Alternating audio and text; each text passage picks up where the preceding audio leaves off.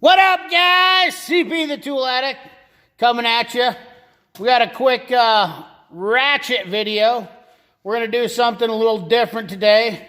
Today we're doing a little ratchet review. That's right, ladies and gentlemen. If you guys seen my Instagram post, now you're seeing the few ratchets that I had available here. We're going to get you panned in here. What we're going to do is we're looking at the old, now let's give it a little. We've got the Cornwell, the Matco 17-inch, a snap-on, we've got a Mac, and we've got a Pittsburgh. We've also got a few new inductees into the ratchet group that we're going to take a look at. What we're going to do, though, first is I'm going to show you guys, we're going to tear apart, we're going to kind of look at the differences and the similarities in the Matco and the Cornwell ratchet. And this is the new 80-tooth Cornwell ratchet right here. I'll give you a little closer look. Hear that? Now, this does not say made in the USA, but I was told this was an Ohio-made ratchet. One of the things I wanted to point out is right off the bat, the first thing that I noticed that was distinctly different. Now, I don't know if this Matco ratchet's a little bit different, because this is a 17, so I don't have one of the dual 80 30-inchers, but I can tell you this right now. This shaft on the Cornwell seems to be even larger than the snap-on one, if you look at them. Just marginal, maybe. But I didn't want to point that out, so I wanted to point it out. I wanted to show the difference in the size. You can see right here I have the Cornwell lined up even, and the snap-on is a little bit shorter. Than the snap-on's a 26-inch. We're gonna open these suckers up real quick and take a peek at them. And I've never done this before on camera, so we'll see if I'm any good at doing this. Now, I have previously tore these apart, so I'm just gonna go ahead and take these snap rings off. Got the old Mac convertibles, made in the USA. You know, I love these snap ring pliers. Look at that. Bada bing, bada boom. So anyways, we're going to take the snap rings off of both these now. I can tell you that these snap rings, the first thing that I noticed, now I've obviously already tore this apart, but these snap rings are pretty much identical in every way. I'm going to still keep the Cornwell and the Matco together. And what we're going to do is I'm going to pop this one off. Come on, little fella. Come on, little fella. Doesn't want to come off, does it? There we go. So we got the Matco open. You guys have seen a Matco ratchet probably before. See if I can get this in frame a little better. And then we're going to go ahead and pop the old Cornwell off. Now, the one big difference we can see here is that I don't know if the O-ring is actually the same. It's supposed to be down in here, or it's supposed to be, it doesn't look, let's take a look at that real quick. What do you guys think? Looks like the O-ring's supposed to set down in there. Does it set down in there the same as the Matco? Let's get these things up closer so you can look side by side at them. There's the Matco. You can see it's well oiled. This has been my ratchet for a long time. I don't use it that much. I'm not a big half-inch guy. I only use them, you know, so much when it gets really nasty. I use them as breaker bars now. You can see it says MT80T on it. I did notice another thing is that this one turns a lot smoother. Even the Matco, this, see how it pushes on the gear? It definitely has a lot of drag. And it's not just because this is off. And the teeth are bigger on it also. I don't know if you can tell that, but you can see if I can just pull this up just a little bit. So you can see here, focus in there. So the teeth set in there a lot deeper on that one. Whereas these ones look a little finer.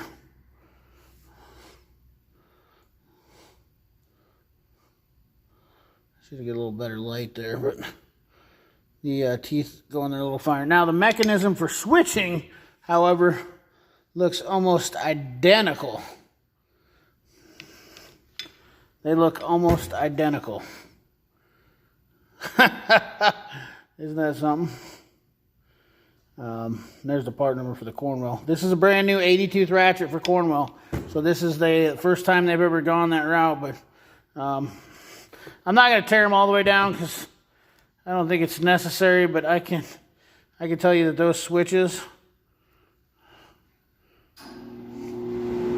spitting image, there goes the heater. But the mechanism is definitely different in the internals. You can see how much more aggressive those teeth are, and like I said, see how it pushes on that?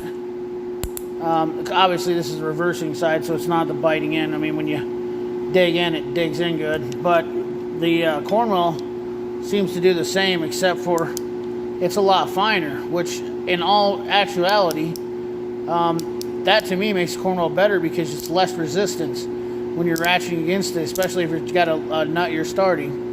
And then it engages very positively without any, you know, when it comes down there, it's very positive engagement. So I gotta say, I don't know if a newer Matco ratchet is different than this, because this ratchet's probably 20 years old. If you run the date coding on it, I don't know if somebody's a Matco guy and they know. I'm pretty sure that's 1999. Yeah, I'm old. But this is a finer tooth ratchet. I'm pretty sure it's an 88 tooth, half-inch drive. So anyways, guys, I just wanted to show the comparison on that, you know, so you could see for yourself. The plates are quite a bit different. This one is definitely thinner. This is the Cornwell. This one's definitely thinner, and this one is definitely thicker. You can see the sheer difference there. The snap rings are almost identical.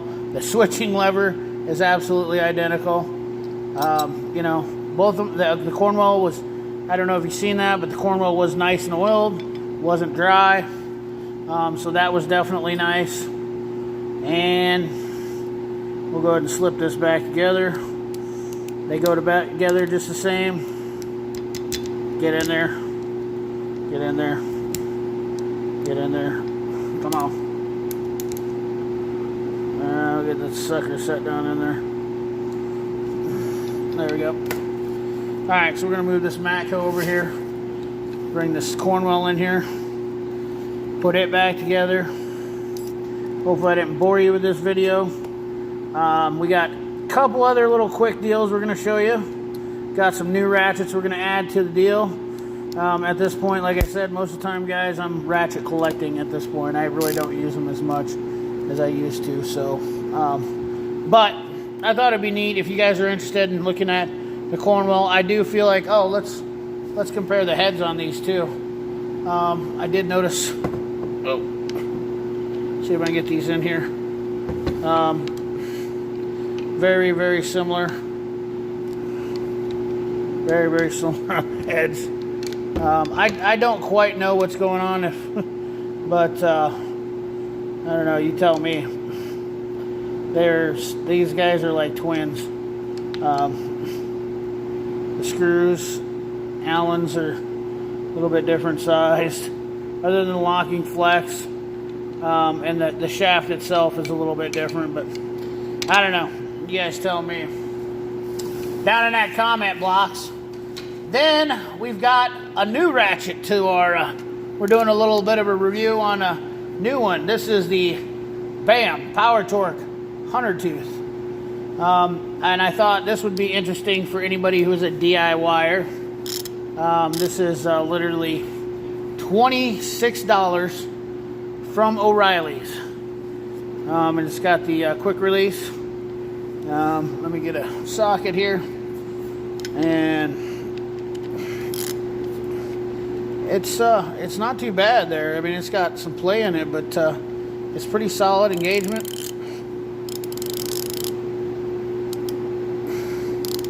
It's got a satin finish. Obviously, it's a Taiwanese made ratchet. Pretty sure we can see that right here. It is lifetime guaranteed. I am not going to test this to torque specs. Made in Taiwan. Less than 4 degrees of swing. 12-inch ratchet. This handle was already dropped as people were fondling it in the shop today because they were so pretty. Let me see if I can find the spot. Yeah, there it is. See if we can get that to focus in there. See that spot? Yeah. A little chewed up, but it is pretty fine. We can split this open real quick. See if I can dig this open. Got the old pocket pry bar. This is pretty simple operation. You just basically pick this out of here.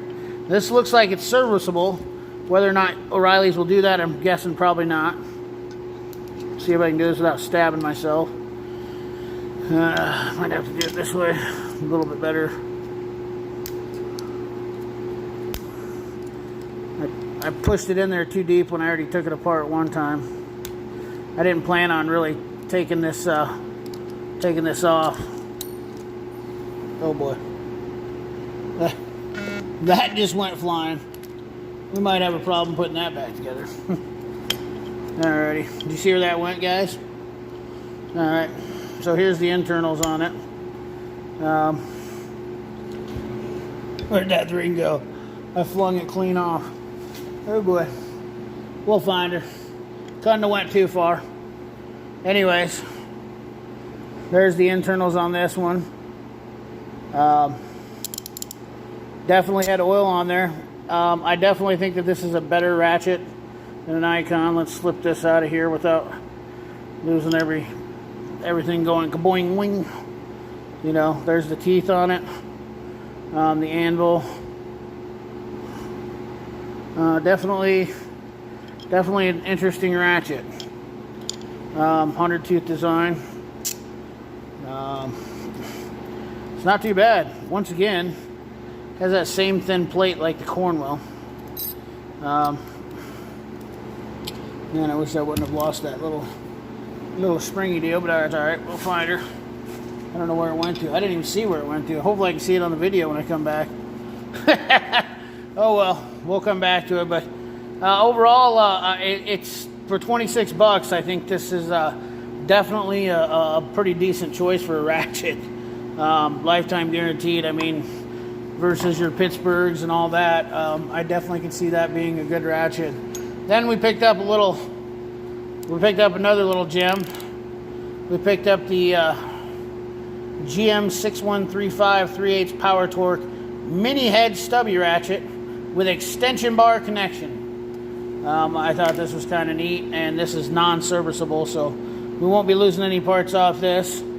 Definitely not a bad little flip lever, and it's got a little cover here, which if you pull this off, it reveals you have an extension adapter. So it is a nice stubby ratchet, and another fine tooth.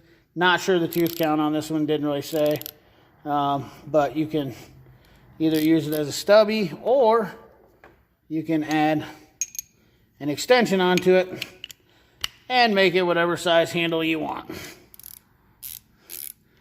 which could come handy in a pinch. Extension fits relatively well. Kind of a neat little ratchet. Maybe I should have done a review on this on its own, but once again, I am kind of interested in this power torque stuff for DIYers and whatnot. I think that this stuff has a lot more use for it. For somebody who's looking to not spend as much money.